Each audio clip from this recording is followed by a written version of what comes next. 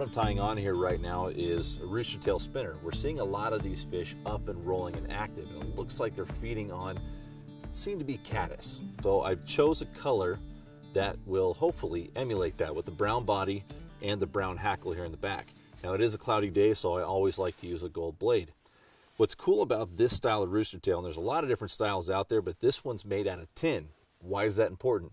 Up here in these high mountain lakes, we try and be as eco-friendly as possible. So with this tin body, if I do happen to lose it, it's not made out of lead, so we're keeping lead out of the water. So I'm gonna try and jump down there and be active, chase active fish. And off this point here with how fast it drops off, it's a great ambush point. There's a few logs that are overhanging down into the water, some overhanging brush. I should be able to get a fish or two on a spinner.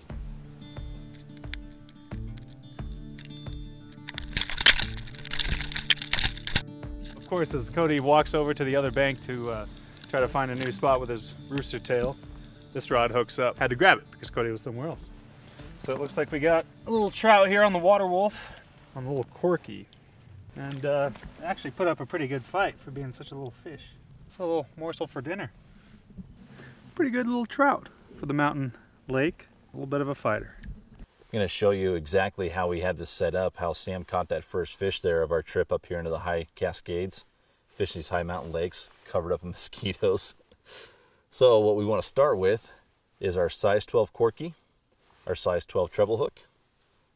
Creates a perfect balance and the right flotation. Then we just use our floating bait. I like using this floating bait that has a lot of contrast, a lot of different colors in it. Gets the fish's attention. Put my finger in there, scoop it out just a little bit, and then you just form it around the hook. Just drop it around the hook, just press it all together, create a little ball around it, just like that. And that Corky, along with the floating bait, holds it up off the bottom.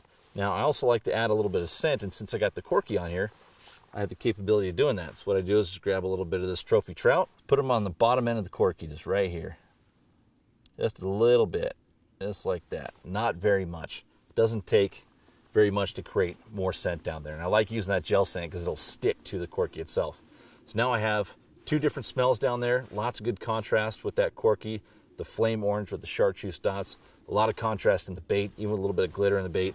These fish, especially in this clear water, will be able to notice it and see it. Now whether they want to eat it or not, that's to be determined, but I know at least they can see it.